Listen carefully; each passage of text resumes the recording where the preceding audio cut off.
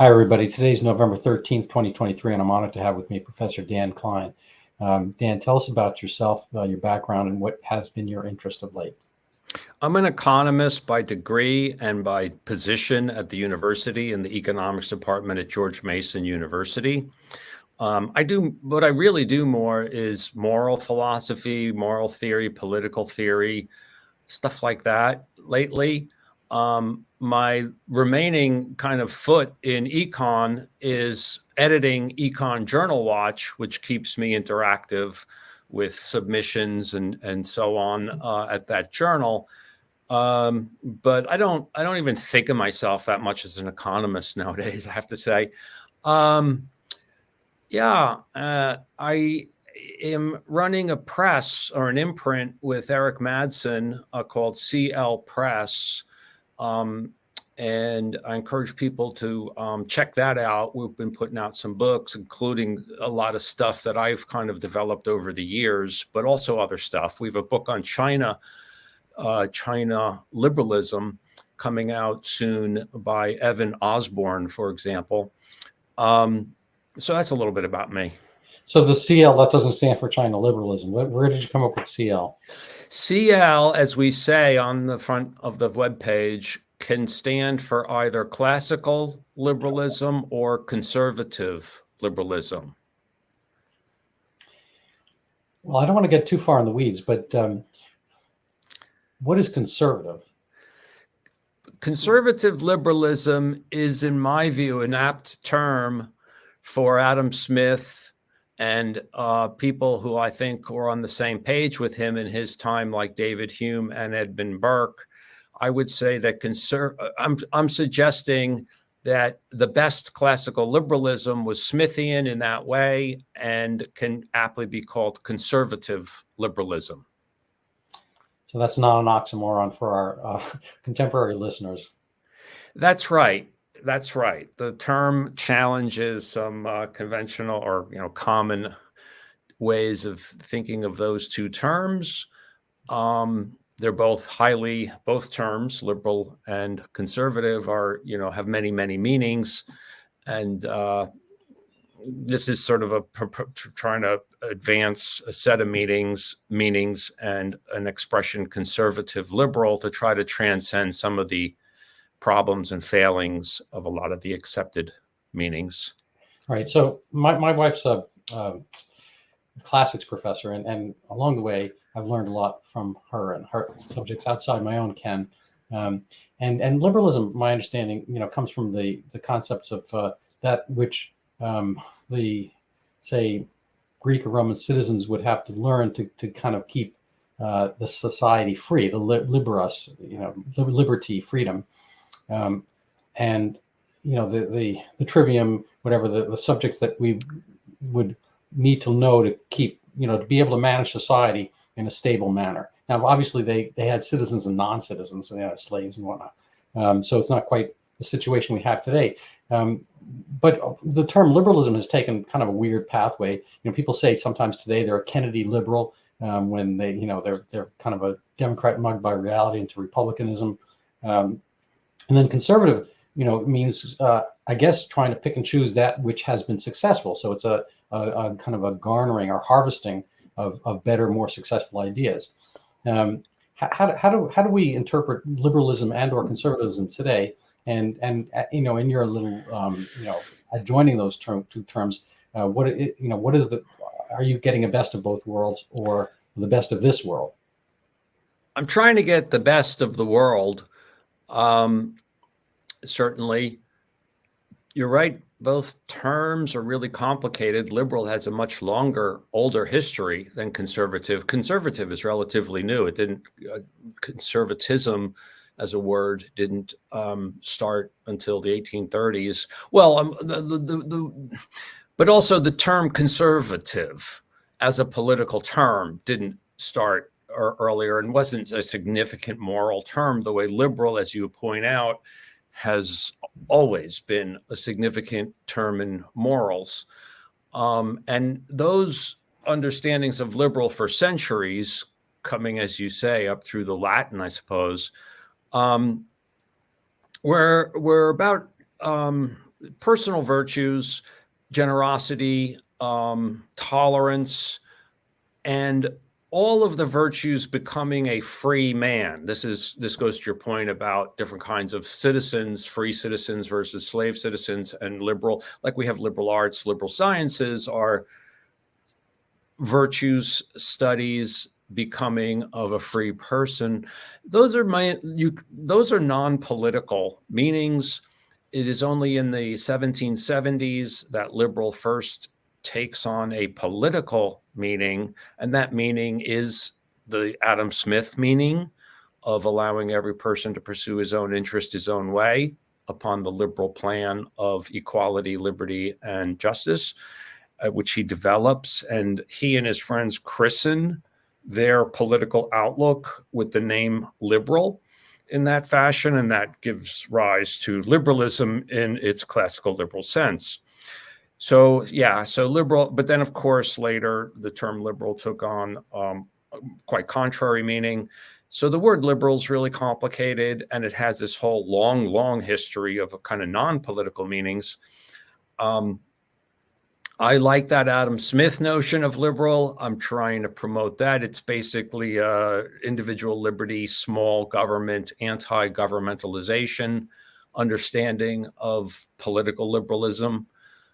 So that's definitely center in my notions, and in conservative liberalism.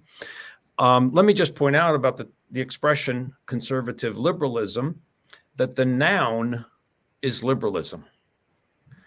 Conservative is a modifier. And I could go on about why I think that's a good modification, a good, adjective to put in front of it. But that brings out some of the many understandings and connotations of the word conservative. So I'm kind of taking on board some of the connotations of the word conservative, but not all of the connotations. Some of those connotations even contradict each other, I would say. So that's just a little bit about it. Okay, so I actually would like to kind of go into your Smithian morals, and I'm interested in what that represented in his time. How did he get to be Adam Smith? And what was his role, and how was he accepted, and what was the aftermath of his concepts? How well did they reverb in the context, and what was he fighting against? I do think he was fighting against the governmentalization of social affairs as a primary thing. So he was fighting, as it were, for liberty, for the government to back off, kind of keep its hands in its pockets, broadly speaking. He starts as a moralist, and he establishes himself as a moralist.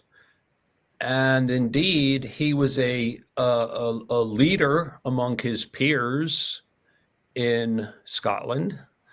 And Scotland itself became a very prominent mountaintop, if you like, in the cultural topology of Europe.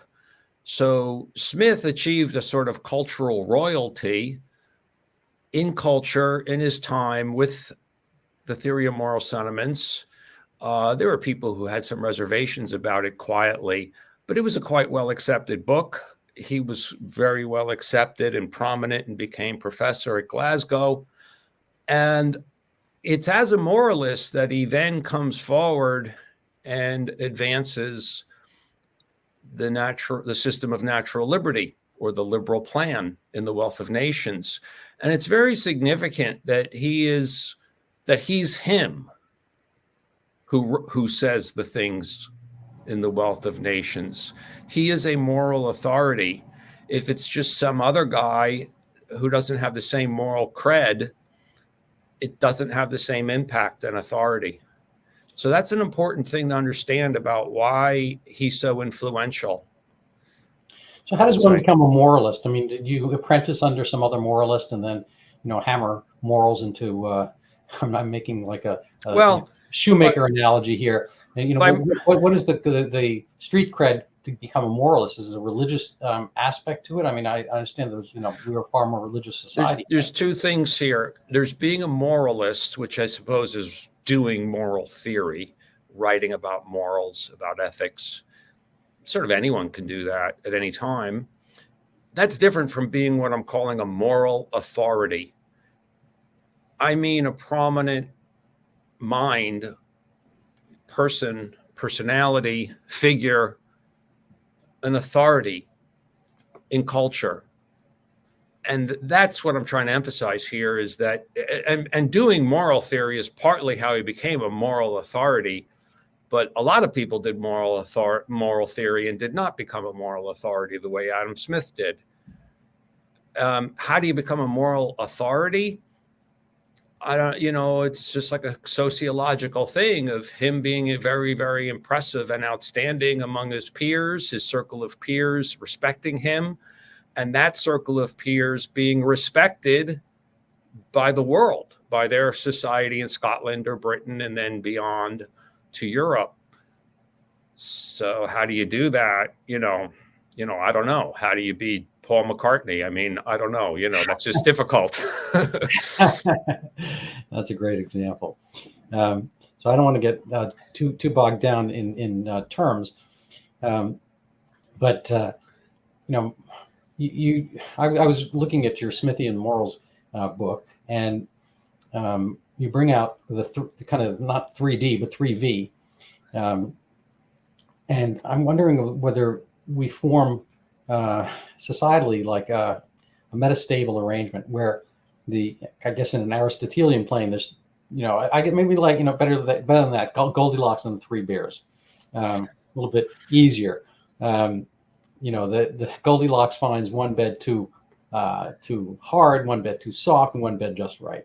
The porridge, cold, hot, just right. And so here we have kind of certain axes of human behavior, and there's excess and deficiency, and then obviously just right. So maybe I'll put up a little picture from you to demonstrate this. But can you talk about a little bit how we as a society manage to classify and qualify these aspects, and how we can kind of stay on the what I call a metastable point of essential virtue? Sure. If you can get that picture up, I think it'll be super helpful. Those are really great questions. Those are the kind of questions that the theory of moral sentiments is very much about. Adam Smith's first book, that is. In a sense, it's also his last book because he revised the book so significantly, I would say quite significantly. Not that he changed, like reversed anything he had been doing, but he did develop it a lot in the final edition, especially. Yeah, so you mentioned the 3V framing. Now, are the viewers seeing the picture? No, I'm You're working with it. I apologize. That's I will all right. have it up shortly. There was so much I was reading of yours. I've kind of gotten a little bit waylaid, but carry on as best we can. Sure. Yes, there's a basic Aristotelian framing that you can do when you're talking about certain types of behavior. Let's say stepping forward when you need to be, when you're facing a challenge and possibly some danger. So this is the example of courage as the virtue. Now it's not specific to courage, this framing. It works for any, in principle, I'd say it works for any kind of virtue you may identify. But there's a sort of stepping forward despite the fear and danger, and there's a sort of, like you say, optimum or sweet spot there. I think we lost it, but and then on either side of that there are vices. There's the vice of deficiency of stepping forward, and we call that cowardice, or excess of stepping forward, facing up, like disregarding fear, presumptuous rashness. These are Smith's terms, by the way. And so this is a old Aristotelian framing. I'm not sure that it was entirely original with Aristotle. But Smith embraces this, and it does suggest that, in terms of certain aspects of behavior, we can organize our, moral understanding of it in this frame of deficiency, virtue, excess, vice, virtue, vice. And this is about an individual. It's about some guy, let's call him Jim. It's about, Jim's conduct. Now, Jim's conduct is, of course, affected and influenced by social influences, by his upbringing, by the people around him, and so on, by reactions to his behavior. So it's all embedded within, a social experience, a social story, a larger story. And that gets to what you were talking about, Randy, about, society maybe falling into vice of one sort or the other. If we're talking about virtue in particular, here are some other virtues. Thanks for pulling this up. So we just talked about courage, with the deficiency being cowardice, excess, presumptuous rashness. We could talk about the virtue of frugality, where the deficiency is profusion, that is, watching your spending. And then the excess is avarice, being kind of penny pinching. Magnanimity, that's big souledness. That's like magna animus, like big soul. And so pusillanimity is being shrinking and small. And arrogance, of, again, overthinking or overestimating your sensibility, your instinct, your vision. So we definitely have issues. Of course, the big question about the course of morals in our society, in any society, is a huge question that I'm sure we're all completely consumed with and are occupied with and critical about the course of things. I think we are in a downturn, a big downturn. When I say a downturn, it's kind of like, what historical scale are we even considering? I like to go long in terms of these historical narratives. You're the Josh Allen of moral philosophers, then. All right, I don't know Josh Allen. Oh, I'm sorry. He's a 6'5" quarterback who can toss the ball 80 yards. Oh, I see. Anyhow, yes, I am concerned that there's a lot of bad dynamics and perhaps strong reinforcing downward dynamics in play. So I am very, very concerned, apprehensive, troubled. Does that help? Right, so I'm going to refocus a little bit. This may not help us refocus. This might actually get people into a trance. Oh, wow. Okay, sure. This is the spiral of knowledge with 4 phases: fact, information, interpretation, and judgment. And I want to kind of segue into misinformation and disinformation, the topic of one of your recent articles. So perhaps you can wind us in and out of this hypnotic phase. Okay, sure. Yes. So I oppose flattening knowledge down to information. There's a lot of that going on. That is to say, the flattening of knowledge down to information in economics, academic, professional economics, and in I think in other fields, many other fields as well. You might want to keep that picture up and it's because the richness of knowledge and the facets that are shown there, apart from information, really trouble and challenge the guys who pretend to know and pretend to have good advice and predictions and want to control. So I think there's a kind of hubris and self-flattery in the flattening of knowledge down to information. But before we get into any of those political things and the fascistic ploys that are afoot with respect to so-called mis and disinformation, let me just say a little bit about this spiral and these facets. Let me distinguish especially first these three facets: information, interpretation, and judgment. And I'll come back to facts.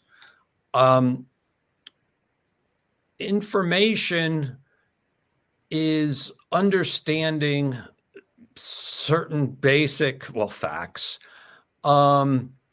through a conventional interpretation. We have a certain very basic conventional interpretation. For example, if you and I are looking up, I'm going to talk about a phone book, although nobody uses phone books anymore. But it's an old example, and I'll use it. You can look it up. Phone. Yeah. And we interpret the markings, the ink markings on the page as phone numbers. And that's just so basic, and it's like the working interpretation. And so we call that the information. And, we used to call the service on the phone of calling someone up for someone's phone number, calling information. Then there's the possibility that these markings or whatever it is we're dealing with ought to be interpreted differently. Maybe it's a secret code that's in the phone book that spies are using or something. And so you open up here to other interpretations, okay? And those are very open-ended and can always be created anew. That is to say, once we start developing an interpretation of anything we actually care about, I'm not talking about just looking up Jim's phone number, but interpreting events, history, describing a historical event, describing what happened in the news yesterday or what have you.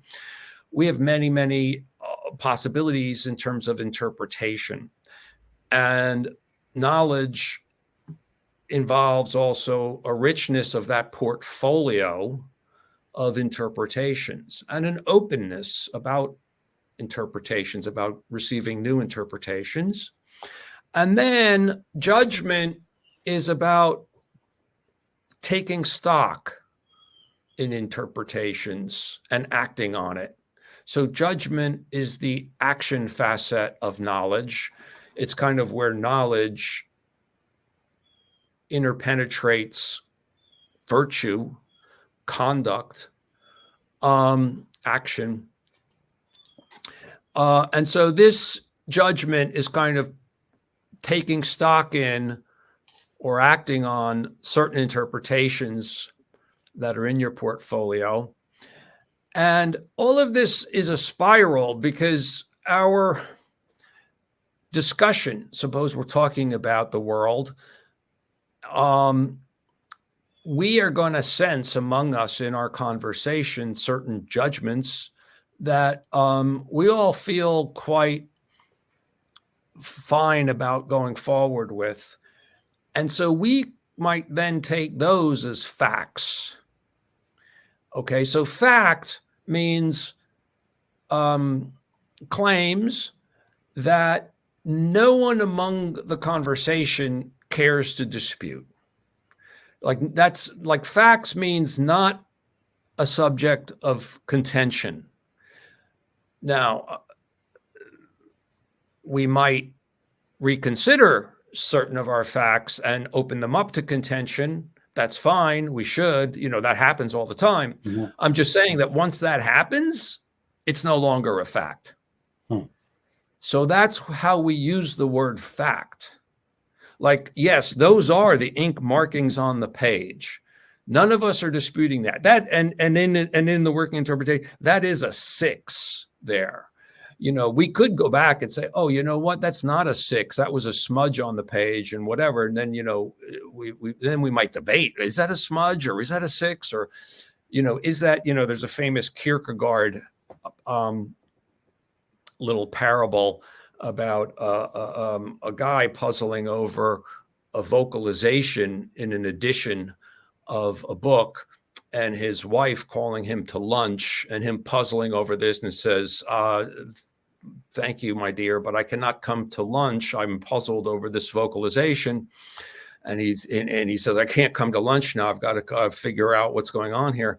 And so then she breathes, because she understood right away that it wasn't a vocalization. It wasn't a dot. It was a grain of snuff. And so she she blows it away.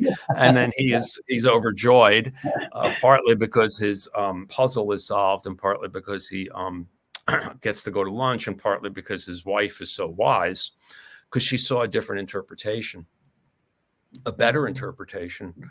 But so anyway, this is, there's no uppermost or lowermost loop to this kind of thing.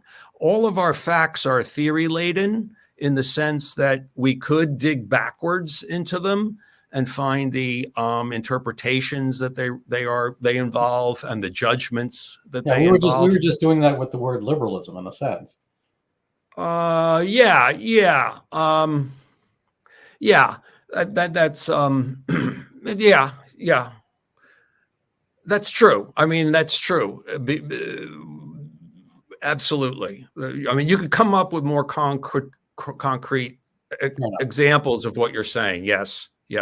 Where someone says this and uses the word liberal, and then we could reinterpret it because, well, maybe Adam Smith meant liberal in a way that, Paul Krugman doesn't mean liberal, etc. So anyway, that's a little bit about the richness of knowledge.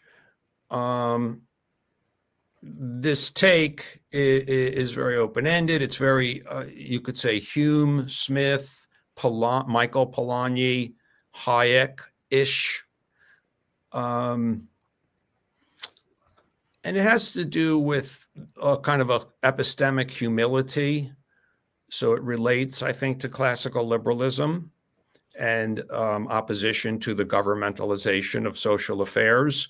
The government is so shabby in its interpretations and judgments, and its interpretations and judgments don't have good correction mechanisms. Right. They don't correct. They make bad judgments and they double down. And then when it goes wrong and it goes off the path and it goes terrible, what do? They lie and double down again. Right. And that's not the way that, like, voluntary and private. Right. I want to kind of get to that. There's a math parable to so we can exchange parables here. It's our brain teaser maybe. You land on an island, and there's two types of people, truth tellers and liars. Are you familiar with this one? Not closely. Maybe I've heard it. They look alike. You can't tell them apart.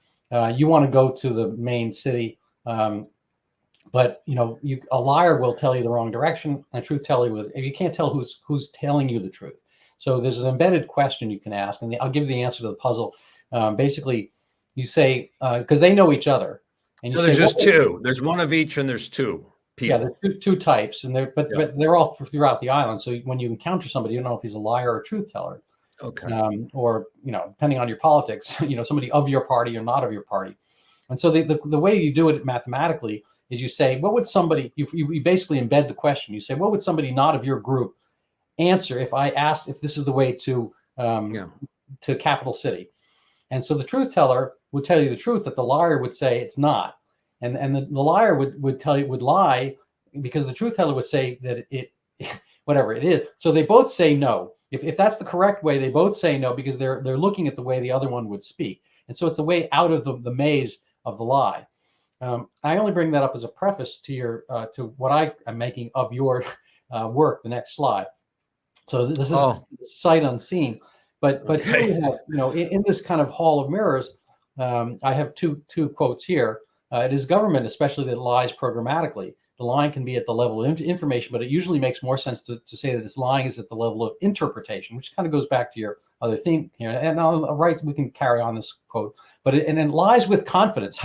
I cut this one out because whatever your politics are, I think we will note that there are some politicians who do this better. Government is the only player in society that initiates coercion in an institutionalized way, and so forth. At any rate, so I'm wondering whether you want to, first of all, whether you think this is an apt slide to put up, and whether it segues into your kind of misinformation, disinformation topics, and what else? I don't know. You tell me. Yeah, absolutely. Bringing the special nature of government, monopolized coercion, doing something which, if anyone else tried, would be considered criminal, and insulating them from accountability, from responsibility, from correction. They can, if they control, if a party of liars, especially. And I do think that the Democratic Party is now like taken over by its vicious tail and is way worse than the Republican Party. Not that there isn't a lot of bad in the Republican Party, but in different, parties around the world, in different countries, and I think the deep state is mainly leaning to the left and voting for the Democrats. But so I do think, you got your Jim Jordans and your Rand Pauls and others who are not fitting this description and are trying to correct things. But let's just focus on the takeover of everything by the left. Yes, so they can just lie and then not be accountable to whatever sanctions would be appropriate to their bad conduct, because they've created kangaroo courts writ large. And one way in the case of the mis and disinformation ploys, they try to, mask it as reasonable by claiming that these matters are matters of mere information. And so, because, we do have this strong feeling that someone going around, not the government, which lies programmatically, but just anybody, just a regular person, an organization, a company that goes around spreading false information, really is a bad thing. And it's something which is very naturally, I think, limited and corrected in normal voluntary society. But so we have a kind of strong feeling that, propagating false information is wrong. They're playing upon that. But what's phony about their mask is that it's not matters of information that they're actually targeting. It's much larger. It's knowledge, it's interpretation, it's judgment. And what they really are doing when these despots say misinformation, they mean miscreancy. They mean wrongthink. Well, they mean stuff that we, the tyrants, the fascists, I like to use the term leftputs, like leftputism instead of despotism, leftputism, that we leftputs don't like. And because they have weaponized the institutions that people were accustomed to respecting and trusting, they can try to put this through with their kangaroo courts and their, writ large. I mean, whether it's the court of some fact checkers, some media, some crappy academic institutions or outfits, and the government itself, so-called, medical societies and so on. And so that's what, so the they're calling issues of knowledge, they are again trying to flatten knowledge down to information and treating it as though, look, obviously wrong, false information is wrong, when it's obviously much larger than just information. It's about interpreting and it's about interpreting matters and then judging interpretations. So it's a big fraud. They're doing this with language on many fronts, including hate and hate crimes, hate groups. They're doing it with the word toxicity. They're using the word toxicity in their own preferred kangaroo court way.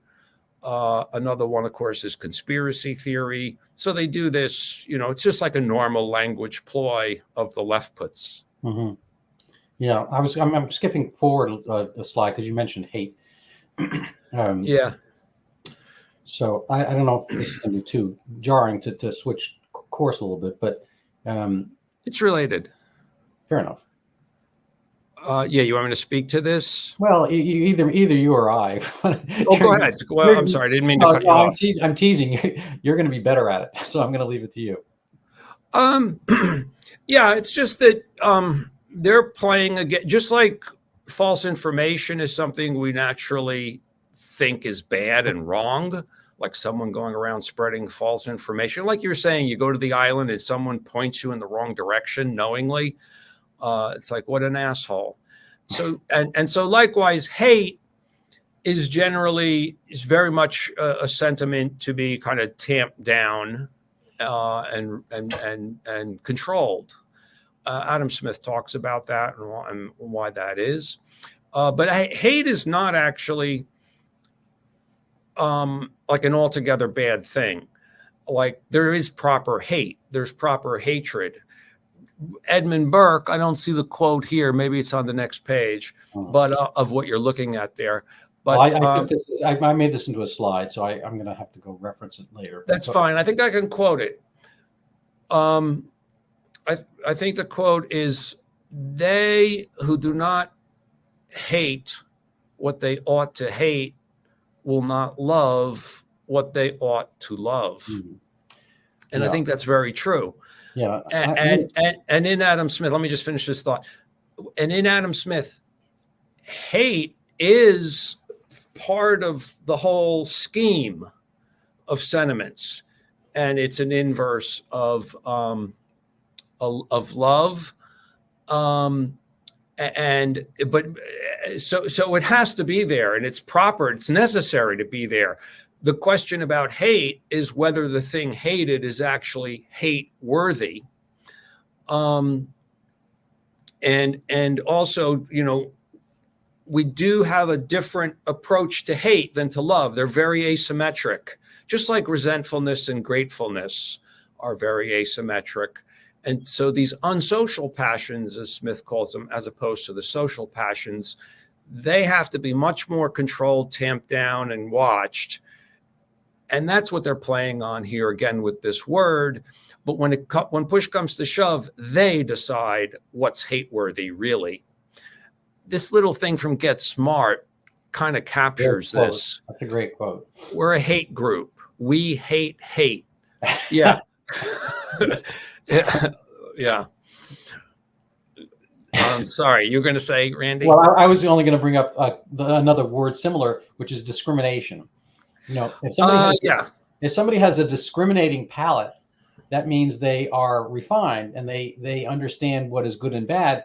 They abjure bad tasting food. They are discriminating, and you're discriminating in your friends. You pick the right people and so forth. However, discrimination is a bad thing. We can't in some way be discriminating because that implies that we are over stupid in our discrimination, that we are just taking that one bad apple, say, would ruin a whole lot for us. So if we don't like somebody, we won't like the group from which that came. So if I found an apple with a worm in it, I would never want to eat apples again because apples are horrible. So that's over discriminating, say, and that would be discrimination.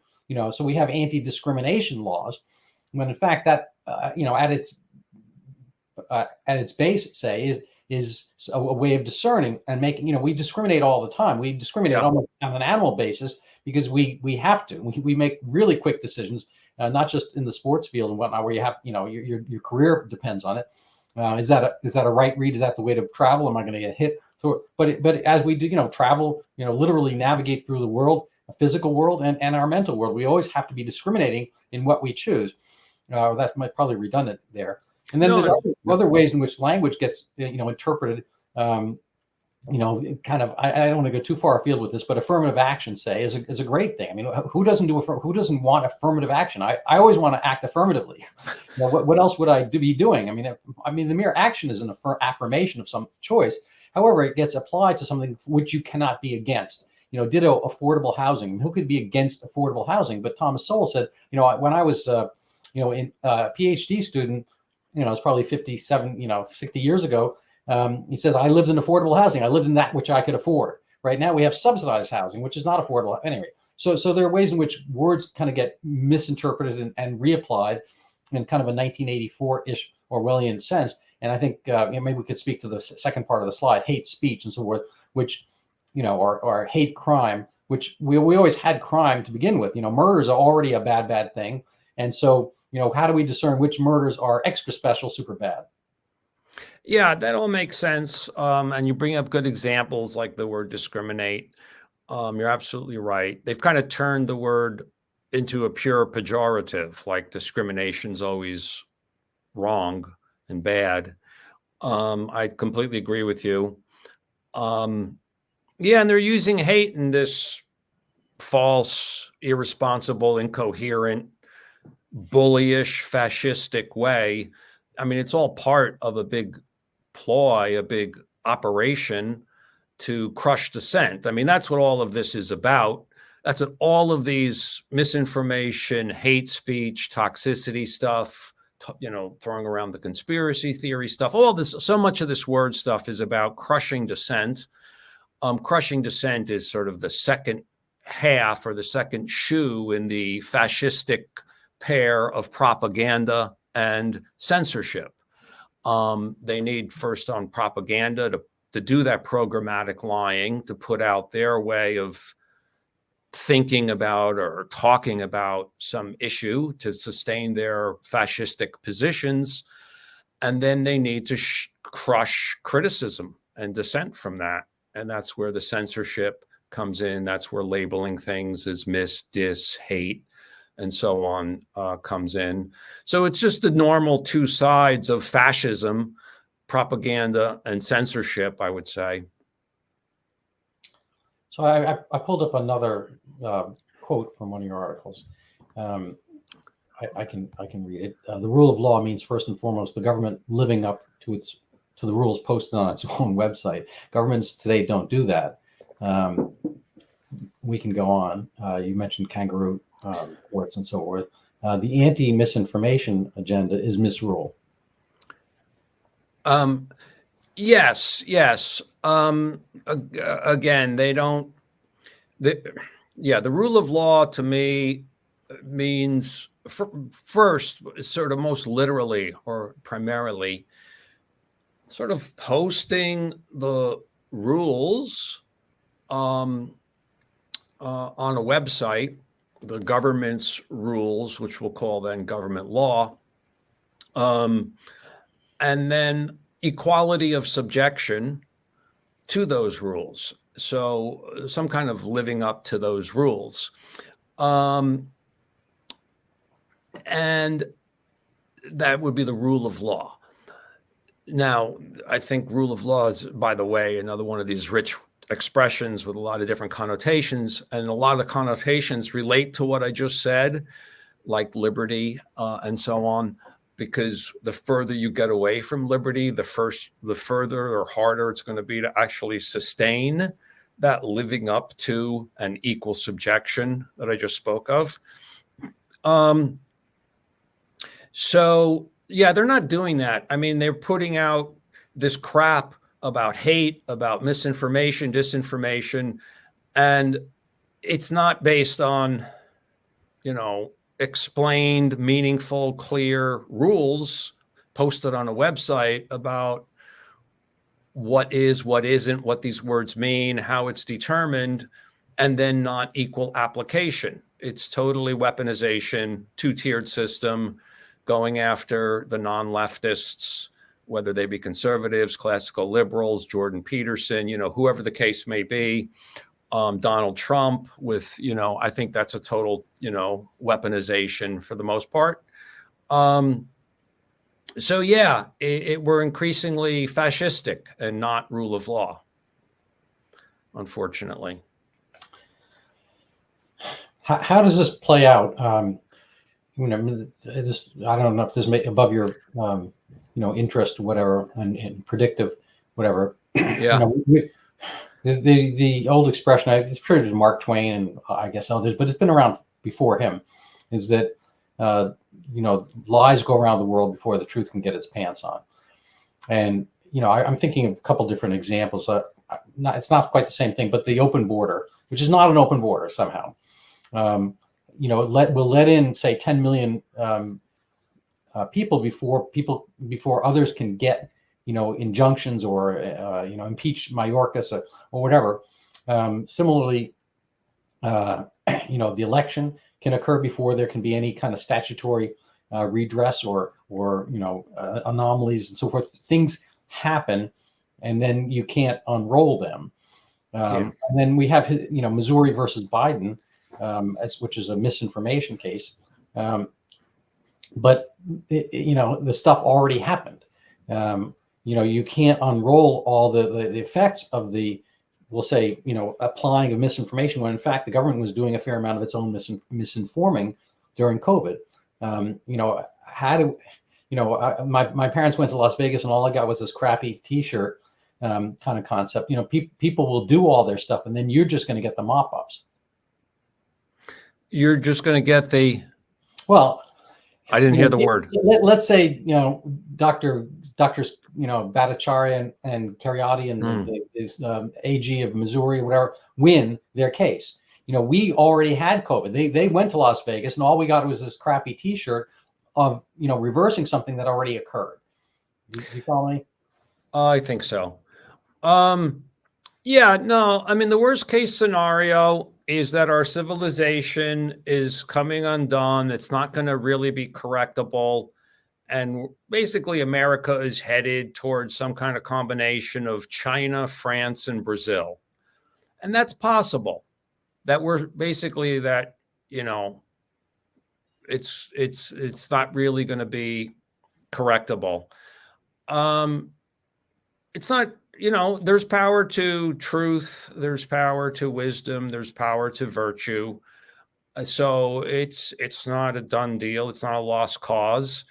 We'll see if there's enough residual virtue to check this, to turn it around to some extent. So I don't know. It could go very badly. It could go very badly, but I don't know. And I don't have a good, and like everybody else, I have my pessimism and my hopefulness. Right. You got to, hope springs eternal, and it's a virtue to find hope, to find, the ray of hope and the hope to spring eternal, because that is necessary for you to be virtuous. So however bad things are, they could be worse, and you still got to do your part and try to mitigate the evil in the ways that you can. That's just your fate, so I don't know what's going to happen. Yeah, well, that makes both of us. I put this one up here because it kind of segues into what you're talking about. Is virtue rewarded? Could Adam Smith have come out? We talk about the Judeo-Christian heritage. I mean, I think in Adam Smith's case, it's more of the Christian heritage. Is there some Islamic world Adam Smith possible? We're having kind of a clash of cultures at the very least, or a clash of demographics. Will the sincere individual percolate upwards? Could Adam Smith have come about in any of the, say, historic Arab civilizations or any of the current Islamic republics? Well, I don't know a whole lot about that history, but I'll take a kind of stab at that. And first of all, say that while look, believe me, I'm not super knowledgeable about this, but I do know that there have been Islamic thinkers who are actually barking up a kind of Adam Smith tree. I can't give you the names right now. If you gave me some time, I could dig them up. And I've been in touch with people about them. So, and way in the past, and I think more recently, very much more recently as well. And I think some of them are going concerns right now. Again, I don't really have the names at hand. So but the thing is, and this comes full circle back to our beginning, have they achieved cultural royalty? Did they achieve cultural royalty? And sadly, I don't think so. So, I'm just saying, like, in fact, liberalism emerged in Christendom. I mean, that's a historical fact. I agree. I mean, so that's not an accident in my view. Yeah. No, I mean, I think the Judeo-Christian trope is a little bit generous to the Jews in a sense, because I mean, they wrote the book, as it were, and Jesus was Jewish and whatnot. But Christianity took its own pathway, for better or worse, and there are a lot of bumps along the road and so forth. And but I think a lot of these concepts, would not necessarily have percolated up in the same way through either Judaic or Islamic alone sensibilities. And I can believe that. Yeah, I mean, but you could also make the case, though, that Judaism. I think you could. Believe me, this is way beyond my areas at all. But I think one could make the case that Judaism was necessary for Christianity. Yeah, fair enough. So in that sense, it's part of the tradition and heritage. And I think also there's just a tremendous amount, not that I really know, but, if you look at the 10 Commandments, the last 5 or so are all quite like commutative justice. Don't mess with other people's stuff. Yeah. So, I mean, I think there's a lot there that is, I don't think the expression Judeo-Christian is just tacking Judeo on without cause. That's not my feeling at all. But I do think kind of the, I mean, one term for Jews is members of the tribe. And I think that Christianity is less, kind of tribal identified in a sense, and less, That's certainly true. And I think that is perhaps a necessary prerequisite for, Adam Smithian type virtue, that if you have, if you're living in an Afghani feudal and futile society, it's hard to get this virtuous circle, because you have other circles that are less virtuous, blood threats and vendettas and so forth. So I think it's getting out of the tribal into the quasi-national. I'm kind of like happy with the national. I don't want to go like uni world. Yeah, but I think it might be a sweet spot between vicious tribal and despotic uni world. Putting the stuff about the religions aside and just picking up in Europe, over the last, let's say 600, 700 years or whatever, because you mentioned feudal, the kind of big irony and really tragedy, sorrow, is that out of a chaotic Europe, we got this kind of jural integration and the nation, as you mentioned. And I do think that's a lot got to do with Christianity, as Larry Siedentop argues. And there was then this era that said, let's go for the nation state. And then you got this arc that said, and make it a liberal nation state. And that had a lot of sway, or at least a certain ascendancy. And we got Adam Smith in a liberal age. And the great tragedy, which Tocqueville very much nailed in Democracy in America, is that this creation of the integrated nation state, this jurally integrated thing, becomes highly centralized and abusive, and then totally anti-liberal. And Tocqueville is unbelievably prophetic about Klaus Schwab. And so I'm serious. I'm totally serious. And just everything related to Klaus Schwab and socialism and fascism. And so there is this kind of, gee, is humankind going to live up to this Tocqueville test? It's almost like God's challenge. Are we going to go back and read that more yeah, carefully? are we like we invented the nation state, we created the nation state, the nation state emerges. There was this remarkable cultural, I would say virtuous, liberal arc to it. And now that Frankenstein monster, his thing is turned into this Frankenstein monster that's now the enemy, very much the enemy of the population. All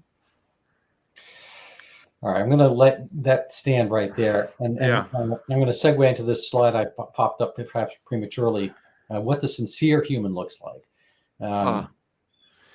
Would you like to address this? I can. Well, it's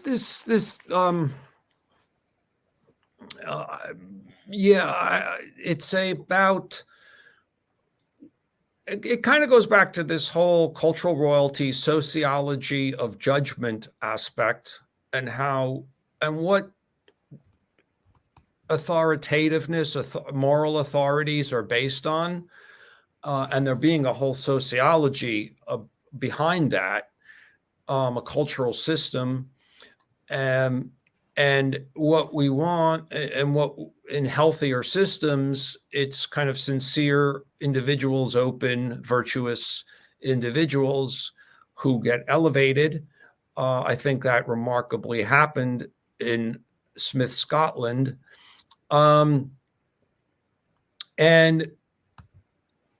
we have to then, but see, our institutions are going so wrong that they are elevating what I call, I think I call them unsincere, because they could be insincere, or they could just be like so heteronymous that it's not even clear that the concept of sincerity applies to the person. So unsincere gets elevated a lot, like an Anthony Fauci, say. And so then we have to we can't trust our institutions anymore, and we have to go back to just a human intuition, interpretation of who is actually trustworthy. And so I talk a bit about what a sincere person looks like, and I elaborate that, and I give Peter McCullough as an example. Not that I know Peter McCullough or know so much about him, but I just have that impression that he serves as a useful example for that. And I talk about the virtues of openness, reasonableness, engaging, following up, debating, candor, frankness, and then I talk about the opposites and point out that that's what these left pots look like. They are closed, right, bullying, belligerent, lying, untransparent, everything that's the opposite of what the sincere person looks like. So, it's about reading the new field when all of our institutions have, become so depraved. Right.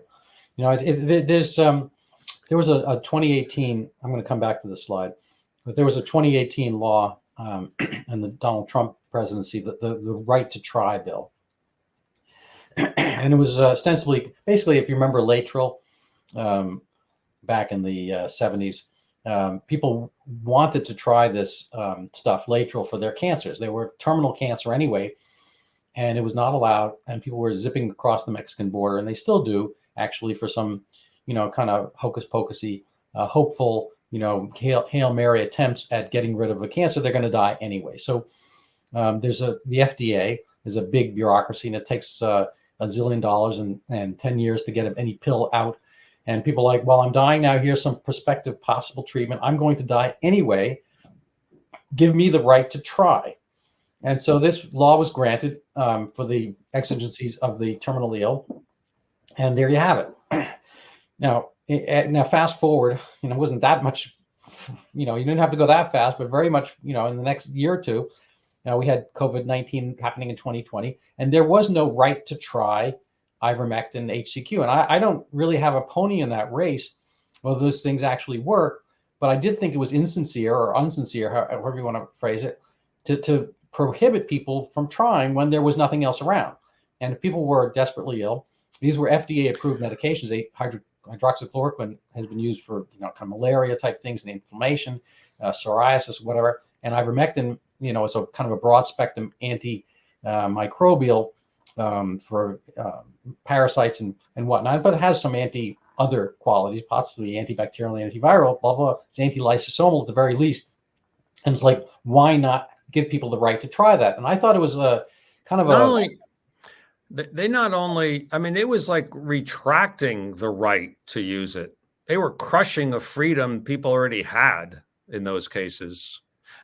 Yeah. Partly, I think, through law and partly through. And I think that was that gave the lie to their behavior and interest. If I am the chief officer of public health and Publius, that means the people, and also the same root as politics. If I am interested in the kind of the political and emotional health of my people, I'm not going to strap them down, lock them up, keep them in their homes. And lockdown was a prison term only, exclusively, never really in public health. And so, in a sense, to get an mRNA, vehicle experiment, which had already been kind of on the books, Bill Gates had wanted to do mRNA. He pledged $100 million to Moderna to make a Zika vaccine solely on the mRNA platform. And so there's kind of like, it seems like the cart before the horse. There were a lot of, kind of Schwabian, world visions of what we should do. We need an mRNA modality so we can treat other illnesses, but let's do it on the back of COVID, keep them locked down, don't have them treat. So we'll have a perfect experiment of naive subjects from which to give them a putative vaccine. We've never given vaccines before. We've never given vaccines after an illness. We're going to do it after an illness. We're going to give boosters when it's a strain that's no longer around. We're not going to allow people even to talk about other potential treatments that they might do on their own. There's no way out. Basically, everything is funneled a little bit like the slaughterhouse, the abattoir. The poor cattle. And I'm sure they have enough brains to figure out how to be cattle out in the wild, but they can't really figure out an abattoir. And they're all cycled and spiraled using maybe your vision, fact interpretation. But when one way or another, they all wind up, as steak, and that's no mistake in either sense of that word. Sorry about that. Anyway, so we're kind of rounding out the hour. We've already over-rounded out the hour. I have a slide that, I don't want to put words in your mouth, but I have a good, some of your conclusions. I don't know if you want to address this or talk extemporaneously.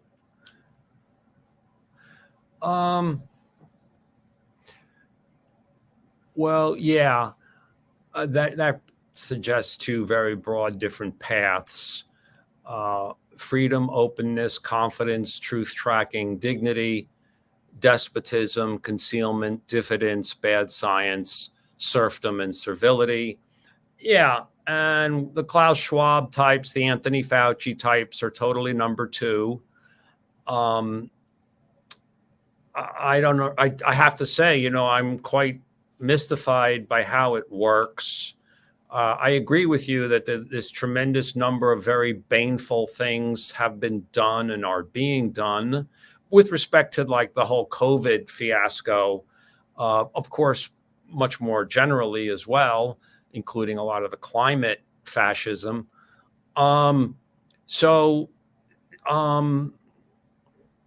Yeah, and I really don't understand something I totally don't pretend to have a great read or understanding of is how this monster works, like how Mordor works, and like how even to like conceptualize Mordor, like its elements, its parts, and the interaction between the parts of Mordor. Mordor is the Temple of Doom. Sauron is the evil eye in the Lord of the Rings. So I really don't understand Mordor today. I don't understand it, but it seems it's so clearly baneful and unsincere, wicked, base, that I don't think talking about it in terms of Mordor is inapt. I mean, something is huge is going on, and we're trying to combat it, and to combat it, we're trying to understand it. Well, that is a lot for people to take in. How can people? I have a website which I haven't revised in a long time at GMU. You can also, like you've referred to some of my, you can go to CL Press for those books. A couple of my books there are open access. Most of the books there are open access. So the Smithian stuff, there's 2 whole books of my Smithian stuff that are open access there, and they're cheap to order as well. There's my writings at AIER, my writings at Brownstone, my writings at Just Sentiments, which is at Liberty Fund, Adam Smith Works. I'm here, there, wherever. Do you social mediaize? No, I don't. I also, again, I run Econ Journal Watch. So if that project, that kind of thing interests you, you might look there. All right. Well, any final words for our listeners? Oh no, just thank you very much, Randy, for having you. It's fun. I appreciate this opportunity. No, you're very interesting, informative, and deep dive. And I'm going to call you the Josh Allen of economic theorists from now on. Okay, I'm not an economist, so don't call me an economic theorist. Economic theorist. Okay, fair enough. Yeah, I don't know what to call me, but. All right. Well, I'm going to leave that blank. I'm going to end with a tiny self-promotion here. Sure. If you want to help support my podcast, you can buy my book. It's on Amazon. It's called Overturning Zika, the pandemic that never was. It's a fascinating story. I was amazed by it. That's why I wrote it. It's a Sherlock Holmesian story of people who actually wanted a virus to be in Northeast Brazil so they could bring changes to equity. The poor north of Brazil, it's kind of upside down from the U.S., hotter, darker skin, poverty, whatnot. And they wanted a virus to be there to bring attention. And it succeeded way beyond their wildest dreams. They were actually predicting chikungunya. They were hunting for chikungunya virus. And they wound up, I think falsely, mind you, with Zika, which is basically a dengue variant. Same mosquito, indistinguishable. And then they stipulated that it caused microcephaly. And this was done without any real data, no Zika tests, and no background registry of what was and was not microcephaly. They changed the definition along the way. A lot of bad, I would call it bad science, if in fact there was any science at the time. But it's human stuff. Things went on and it cascaded and turned into a pandemic. It's since disappeared. There's been really no Zika. There's been no microcephaly burst anywhere on Earth. They were predicting basically based on their numbers, 1 million excess microcephalic babies yearly throughout the tropics worldwide. And this has not occurred, fortunately, thank God, and whatnot. But nobody's come out and said, oh, all you women out there pregnant, you can stop slathering on insect repellent. This is not a thing. Our bad. We're really looking out for you, and we were doing our best. But we apologize, carry on, forget what we said, and so forth. That hasn't happened, except for my book. And it's coming out in Brazil now, and I'm trying to promote that. Anyway, if you buy the book, you'll put coins in my palm. I can help carry that message forward, because I think it's important when there's going to be a Zika vaccine around the corner, and it's going to be mandated unless we can point out that, in fact, there's not a problem there for which people should take a vaccine, an additional vaccine. I'm not anti-vaccine. I've taken dozens of vaccines. I've given out thousands. I think they're appropriate in the appropriate time, but not in the opposite. Anyway, thank you so much, Professor Klein. And it's been a real pleasure to have you with me, and I've learned so much. Thank you. Thank you, Randy. All right.